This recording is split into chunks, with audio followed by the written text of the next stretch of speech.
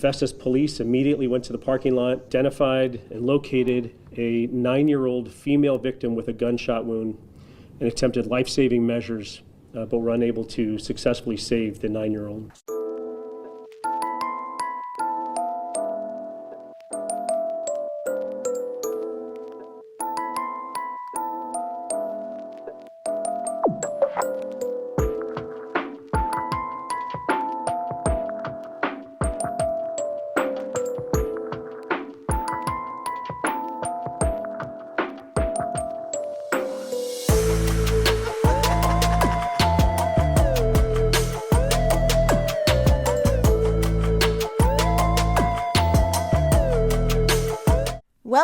Welcome back. I'm Cassie and this is A Wicked World.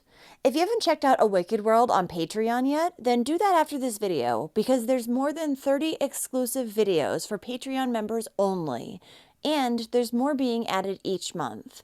Not to mention, it really helps out the channel as YouTube demonetizes many of the videos that I post here. So the story I have for you today is not about one, but multiple horrific acts committed by a mother whom no one ever had any concerns about. She seemed like a completely fit parent up until it was too late. This is the story of Scarlet Parmeley and Isaac Baum.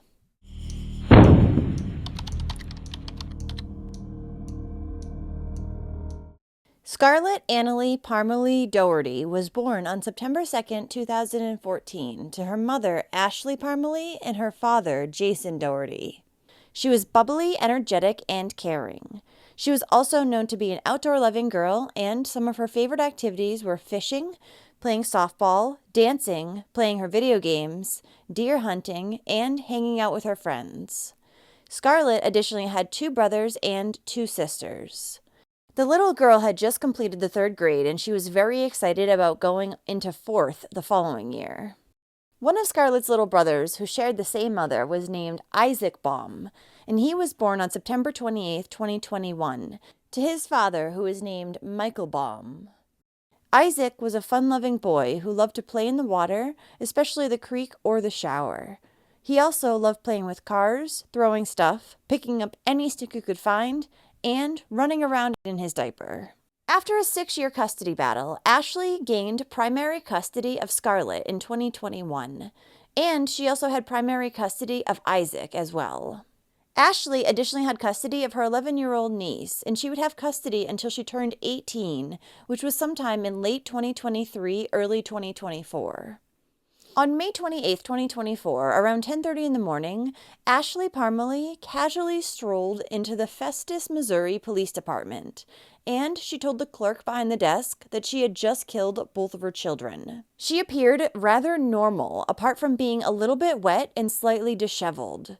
Ashley also gave no motive for what she claimed she had just done. The mother would then tell authorities that her daughter's body was outside in her Mazda SUV that was parked in the parking lot. Officers rushed outside where they found 9-year-old Scarlet in the trunk, and she had suffered from multiple gunshot wounds. Police attempted life-saving measures. Unfortunately, she would be pronounced dead at the scene. At the same time, another officer asked Ashley where her second child was. It was then that she told officers that he was about 13 miles away. Authorities then drove to the location that Ashley had given them, and there they found 2-year-old Isaac, who was face down in the water fountain pool at the Holiday Inn Club Vacations Timber Creek Resort. The hotel was close to 20 minutes from the police station and located on the 4800 block of Highway 67 in Festus, Missouri.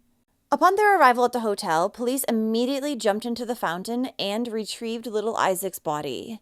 They attempted CPR on him. Unfortunately, he had already been in there much too long, and he was also pronounced dead.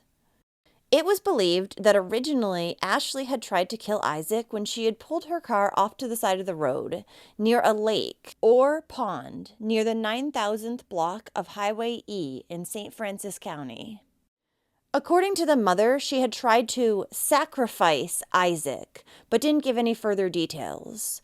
She had then ended her daughter's life as well. There had been video footage in the area that was found that showed Ashley's vehicle pulling off to the side of the road, and there were multiple witnesses who had heard gunshots. Following this, the mother had put both of her children back in the car and then began to drive north. It was then that Isaac started to cry and she realized he was still alive. So she decided to stop at the hotel and finished the job in the fountain, which she would tell authorities took her an entire 4 to 5 minutes to do. Plenty of time to change her mind and bring him to the hospital. Ashley Parmeley was arrested and charged with 1 count of first-degree murder in Jefferson County, where she had killed her son. And she would also be handed down a 2nd charge of first-degree murder in St. Francis County, where she had murdered her daughter, Scarlet. She's currently being held without bond at the Jefferson County Jail in Hillsborough, Missouri.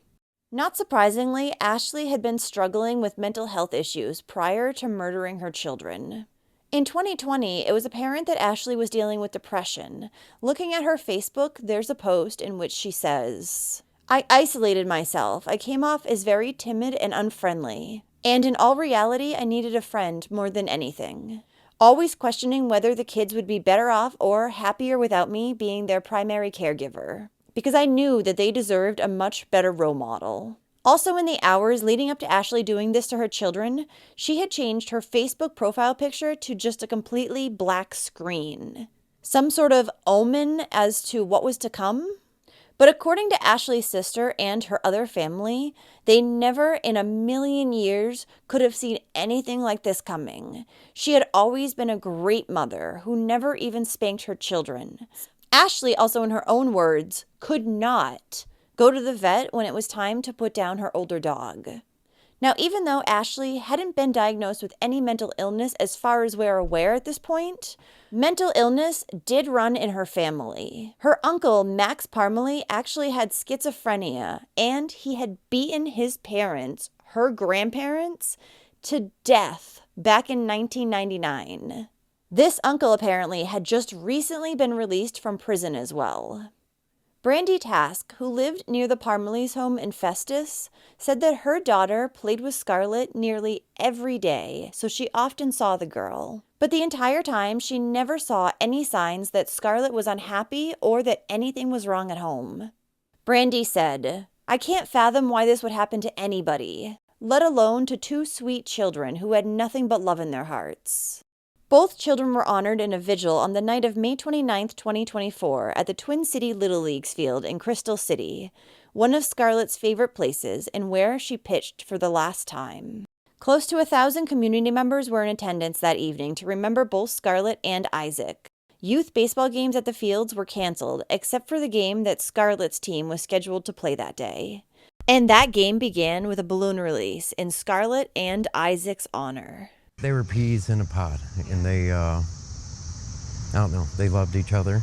But their lives were cut short at the hands of the woman who gave them life. As these 2 fathers sat together on the bed of a truck, the words were sometimes hard to find as this tragedy weighs so heavily on their hearts. But they want to push it aside so others can see what they saw. They were all love and there was no negative to either one of them kids, and I know they wouldn't want any negativity now. So we need to push the negativity out and bring them up. Isaac's father, Michael, says his son was such a sweet and curious boy, picking up sticks, rocks, and even the cross he wore around his neck. Michael says he'll never forget the moment the unbreakable bond between Scarlett and Isaac began a short 2 years ago. Like, as soon as he got home from the hospital, like, Scarlett just would not leave his side. He'll always remember the way Isaac ran up to him to give him larger-than-life hugs. Scarlett's father, Jason, says now they're holding on to each other as love and prayer will get them through this. Nothing but happiness for both of them now, and they're both together. They'll be together forever, and their strength and faith. And I've just found so much power through faith, knowing that my daughter and her brother are in heaven. He says Scarlett wanted to be the best at whatever she was doing, from softball to gymnastics to everyday life lessons in the garden. It was my first time really gardening, and it just really prospered. And I think now it was because I wasn't going to be able to get to do it with her again, but we had so much fun. Scarlett and Isaac certainly had the most fun together. Both of the kids loved anything that moved. If it moved, they wanted to be on it. And Scarlet, when she got the chance, she would want to have her brother on it, whether it was driving a lawnmower around or she just wanted her brother to be able to move with her. I taught her how to ride. Riding lawnmower, the first thing she wanted to do was put him on her lap. Yeah, she just wanted to start giving him rides. While they're no longer here with them physically, Jason says Scarlet and Isaac are forever in their hearts until they meet again. I wish I had more time, but I'm glad that I'm going to have eternity. And that's what's important. And I know Michael feels the same way. And Scarlett's former gymnastic and cheer coach said that the little girl could light up any room with her smile. She also said she loved her teammates. She was always their best friend, always looking for friends, always willing to talk to them. She was such a joy. Every time we had a new kid in class, she wanted to be the one who took her to the bathroom or helped coach. She was definitely a leader. Separate GoFundMe pages were also opened for both Scarlet and Isaac by their families, and more than $20,000 was raised between the two to help pay for funeral expenses. Memorials with balloons, stuffed animals, and flowers also sat outside both the Festus Police Department and Timber Creek Resort. Scarlett's funeral was held on Monday, June 3, 2024, at Mann Twin City Chapel in Festus. Isaac's services were held in the same place the following day, June 4th, 2024. Both children were then buried at Peaceful Ridge Cemetery in DeSoto, Missouri.